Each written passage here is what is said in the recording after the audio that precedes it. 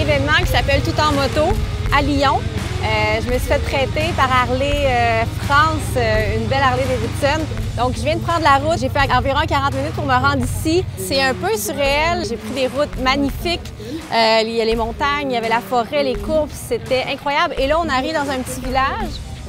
Et là, comme ça, au milieu de nulle part, c'est pas trop indiqué, mais il y a ce gros événement-là avec plein de motards super intéressantes que je vais justement aller rencontrer aujourd'hui. J'ai très hâte de vous les présenter.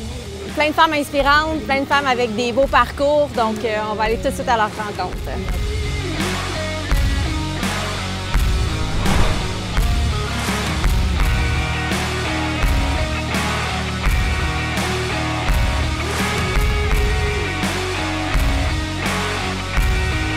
Super événement, les filles, c'est vous qui organisez ça. Félicitations. On voit les gens sont contents d'être là, il y a beaucoup de monde, des beaux kiosques. Mais moi, je voudrais savoir de où ça part Tout en moto, qu'est-ce que c'est exactement? Alors, Tout en moto, une association lyonnaise, Tout en moto Lyon, et on est une association aussi nationale avec plusieurs antennes. Tout en moto Lyon, comme les autres antennes, on mène des actions pour aider les femmes victimes de violences et en situation de précarité. Par le fait aussi de montrer la femme motarde à Lyon et partout. Donc on fait des défilés aux alentours de la Journée internationale des droits des femmes. Et là, on initie cette année une action en octobre, à l'occasion d'Octobre Rose, où on récolte des fonds pour une autre asso qui s'appelle Au Tambour. L'objectif, alors on a un slogan chez Tout en moto national, c'est Conduisons nos vies. Donc l'objectif, c'est vraiment de montrer que la femme peut conduire une moto, qu'elle a toute sa place et d'essayer de changer un peu le regard de la femme. Et comme notre passion commune à toutes, c'est la moto, c'est un bon biais pour mener ces causes-là. C'est le premier événement que vous faites comme ça ou vous en avez fait d'autres avant? C'est la toute première fois qu'on fait ça à Tout en moto Lyon. Wow. C'est vraiment... C'est impressionnant. Vous avez une belle organisation pour une première fois. En tout cas, jusqu'à maintenant, vous pouvez être très, très fiers de vous. Je trouve ça très inspirant ce que vous faites parce qu'avavec Chicks and Machines au Québec, on fait un peu la même chose. On fait toujours une grande raid à chaque année pour ramasser des sous pour les femmes qui sont victimes de violences. Donc, félicitations. Ici, on espère montrer qu'il y a tout type de femmes qui peut conduire tout type de moto et que tout est possible, quoi. Donc, allez-y. Ça donne de la force à la fois sur la route, mais aussi en dehors. Donc, il faut y aller.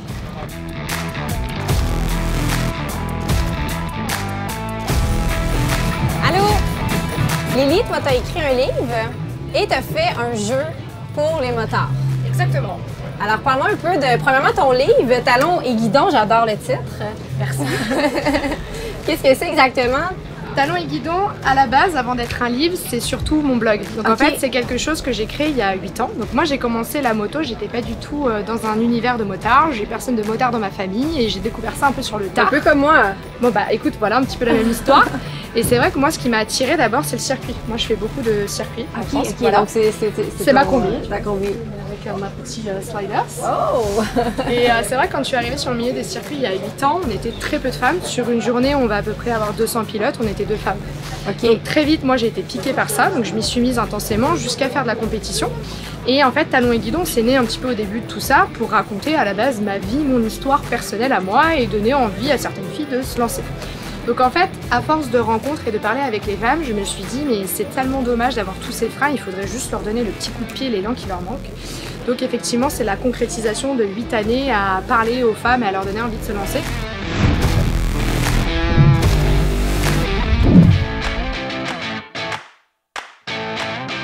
Agathe, enchantée. Bah de même. On m'a dit que tu étais très intéressante à rencontrer. Ah oui, ok, pourquoi pas. Qu'est-ce que tu fais dans la vie? Dans la vie, je suis gérante d'un garage et self-garage. OK, mais qu'est-ce qu'un self-garage? Un self-garage, c'est un garage où on met à disposition les ponts et les outils, des outils professionnels et des ponts professionnels pour les particuliers qui veulent faire eux-mêmes leur entretien sur une moto. Et toi, tu en fais la mécanique? Ouais. Ouais, ça fait longtemps? Ça fait 4-5 ans que je bricole et que je retape mes motos. Et... Ah ouais? Ouais. Et qu'est-ce qui t'a lancé à faire ta propre mécanique? Alors, il y a beaucoup de choses qui m'ont fait me lancer, notamment à un moment un petit peu le manque de confiance que je pouvais avoir en certains garages en étant une fille. Ouais. Parce que ça m'est arrivé malheureusement d'aller dans un garage et d'avoir quelqu'un qui s'adressait tout le temps à mon conjoint. Et puis j'ai essayé toute seule et j'ai adoré. Et après j'ai continué. Simplement comme ça. Ouais. Aussi, les femmes doivent être contentes de pouvoir aller voir une femme mécano parce que tu parlais de confiance J'ai tantôt. l'impression, ouais. J'ai l'impression, c'est pour ça que dans la journée, on a fait un créneau uniquement réservé aux filles.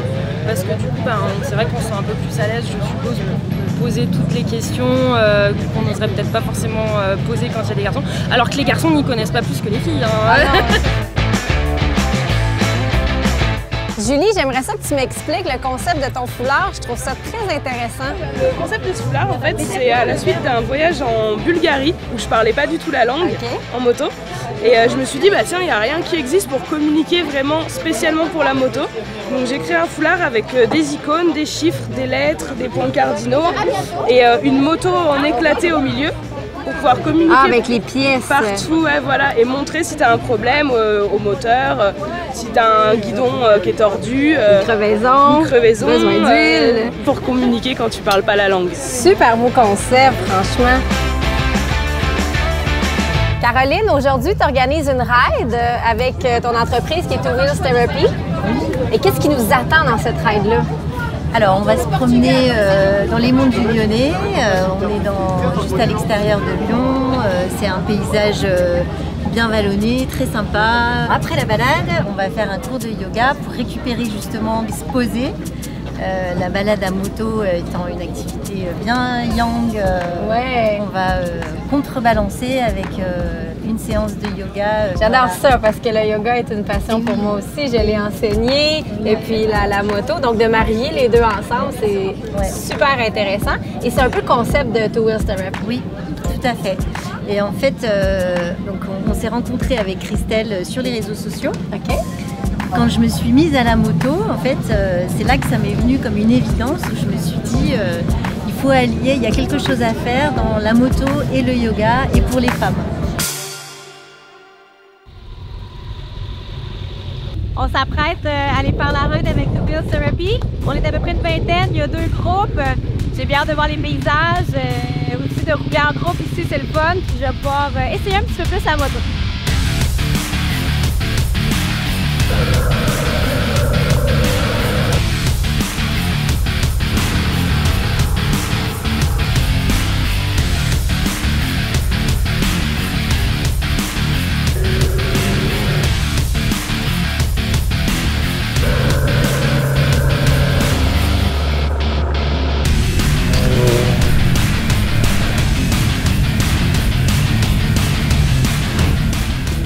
Anne-France, c'est un honneur de vous rencontrer. Vous avez tellement un parcours impressionnant. Et je veux qu'on parte justement de la base. Vous avez fait le tour du monde à moto, seul en 1973, c'est bien ça? Oui. Et comment on a cette idée-là en 1973 alors qu'il y a très peu de femmes qui conduisent déjà des motos? C'est vrai que c'était pas normal. Non, hein? J'étais un jour attaquée par une vieille dame, à coup de parapluie, à la place de l'étoile à un feu rouge. Elle tapait dessus en disant « C'est honteux ce que vous faites !» Ah là là! Pour qu'on me prenne au sérieux, j'ai décidé de faire quelque chose qui était une image très forte, un tour du monde à moto. Ben oui, c'est Et donc j'ai commencé par Montréal. Ah oui, en plus! Ça a commencé par le Canada, voilà. Vous aviez quelle moto? Alors, plus personne ne voulait me prêter de moto parce que j'étais pas crédible. Et donc c'est finalement un garagiste qui avait un garage qui s'appelait Moto Relais, qui était à côté de Paris, qui m'a prêté la plus petite moto de son stock. Et donc j'ai traversé tout le Canada à 80 à l'heure, 90 quand le vento se fait dans le dos, jusqu'en Alaska. Après je suis allée au Japon et puis après je suis passée en Inde. Et alors là, c'était Mr. Memsahib, I think you are completely crazy. Il ne gênait pas pour vous le dire. Oh, mais c'était tellement drôle, c'était génial. Et puis de là, je suis passée au Pakistan, en Afghanistan, que j'avais traversé l'année précédente. Cette fois-ci, j'étais toute seule et c'était magique. Avec tout votre bagage, tout ce que vous avez fait d'impressionnant et incroyable. Mais non, parce que si je l'ai fait, n'importe quel endroit aurait pu le faire. Mais c'est ça. Qu'est-ce que vous diriez aux gens qui hésitent, qui ont peur d'aller soit prendre leur permis de moto ou simplement de partir en voyage seul ou avec des gens? Mais il faut le faire. Il faut le faire. On est dans une société qui permet aux femmes de le faire. C'est magique. C'est fou de ne pas pouvoir le faire. Donc, tout simplement, lancez-vous. Ce qui sauve, c'est que j'ai fait du judo quand j'étais jeune. Et quand je me suis cassé la gueule, ce qui était quand même assez fréquent, je savais tomber. Donc faites du judo et ne mangez pas trop à midi parce que ça gonfle et on n'est pas bien dans... Il faut bien manger le soir mais pas midi. Voilà, un peu. Les conseils de Anne-France, faites du judo et mangez pas trop le midi.